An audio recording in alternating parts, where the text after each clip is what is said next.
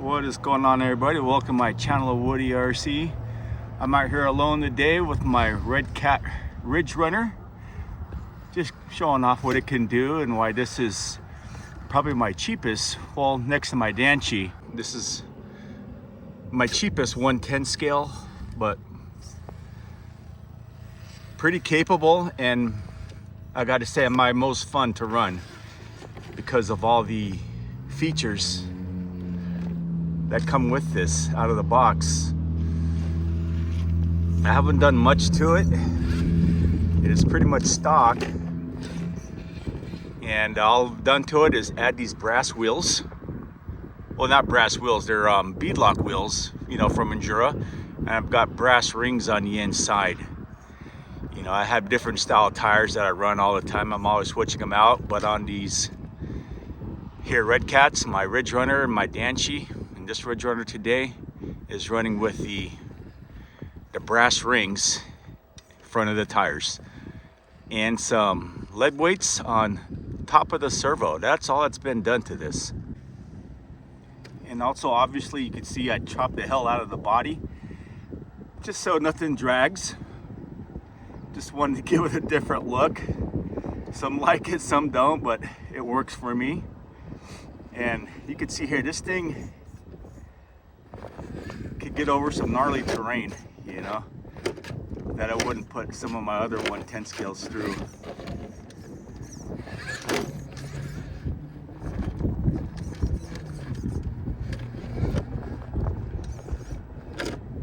Overall, this is probably a little more capable than my Danchi, only because of the ground clearance it has with the portals. And on top of having all the features that Danchi has, the four-wheel steer, the crab walk, front steer, rear steer, this also now has that the Danchi doesn't, has a rear dig, which can come in handy, and is fun to use also in certain situations.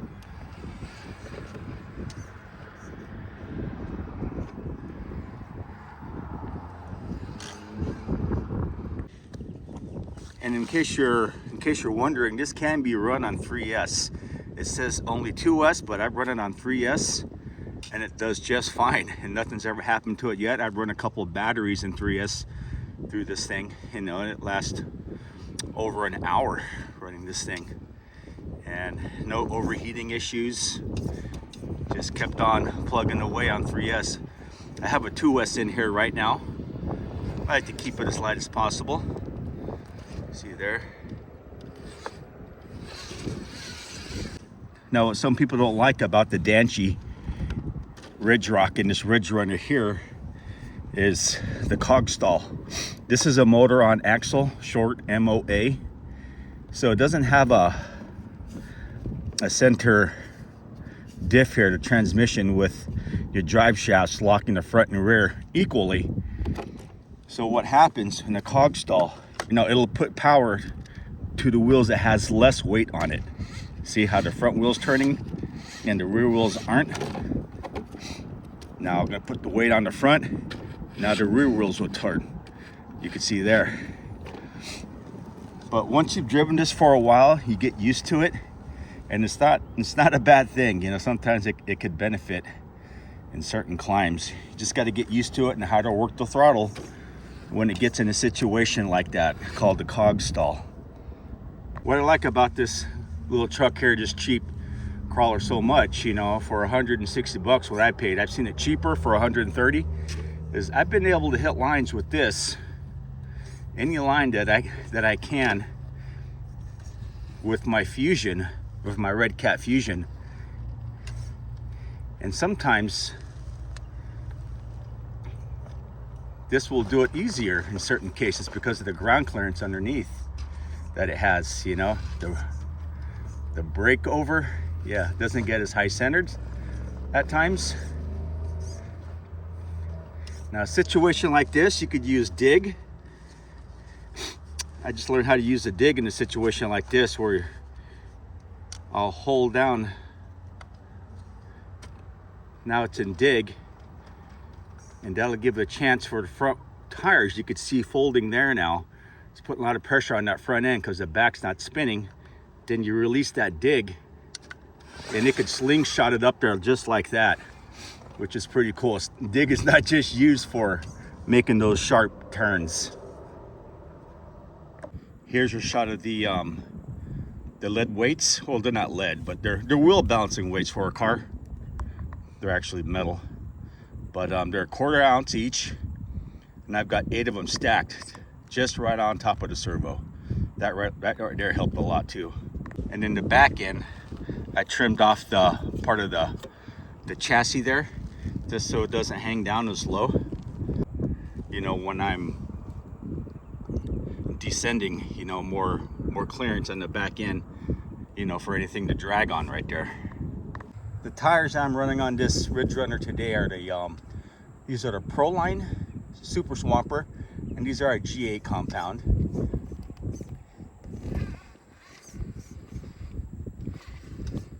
Plenty of grip out here where I run.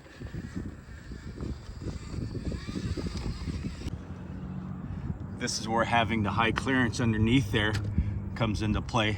I did think about lowering this once, but you know, I changed my mind. I said, you know what, this is perfect for what it does. You know, the vehicle is so light anyways, so just leaving it the way it is. You can see the clearance there.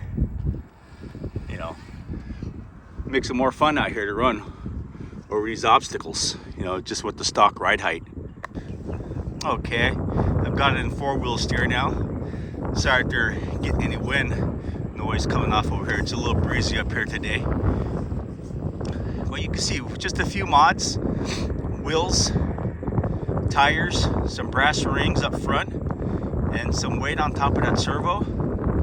You can have a lot of fun with this cheap rig. Look at that 4-wheel steer. That is so cool to have. It's fun to operate all the features. Like, we're in a situation right now, we're about to tip over the edge. So I'm going to switch it into grab walk.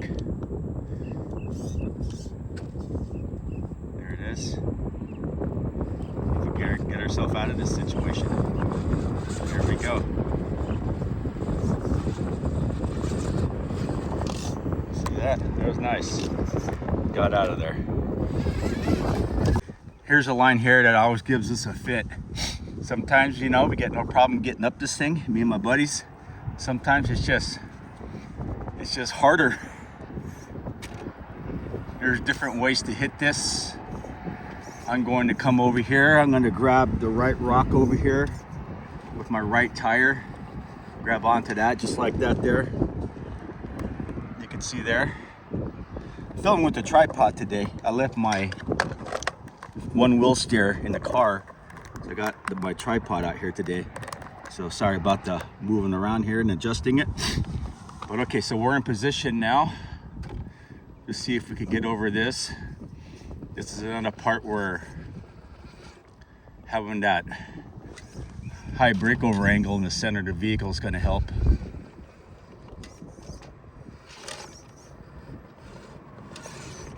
Nope. Over there. It's one of those days where it's going to give us a tough time. Let's try again. And this is where trimming the body really helped out a lot too, for, like, you know, for how I like to crawl with this rig here.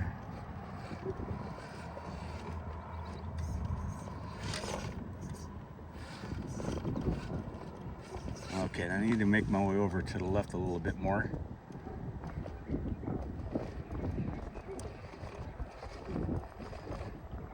And this is where you got to be careful with that cog stall, because all the weight's on the rear right now, and it's going to want to bring that front end over when I give it throttle, so you got to kind of feather it.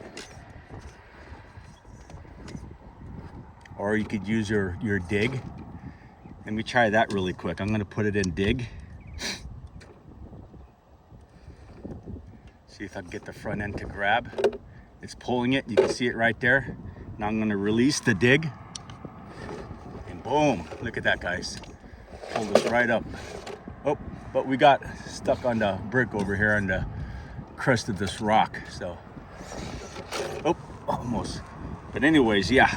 let me readjust. And you saw how that dig works and how you could use it to an advantage. Okay, let's see if this helps. Oh, back end just sunk in there. Even though I trimmed that body, you could still see there it's dragging very straight up and down.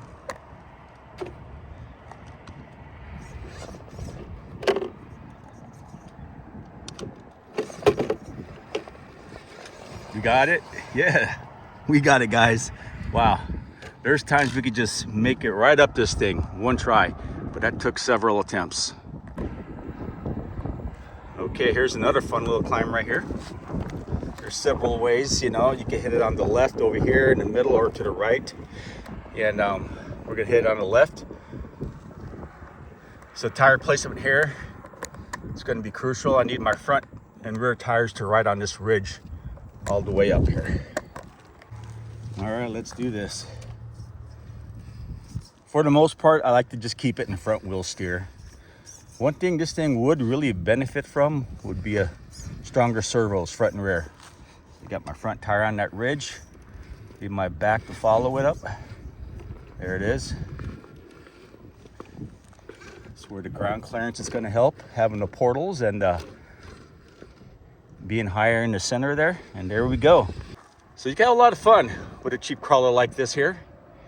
You know, get something like this, get out with your friends and certain lines, you'll be able to out crawl them. You know, you can out crawl definitely any of the scale vehicles out there. But between this and the Danchi has more flex.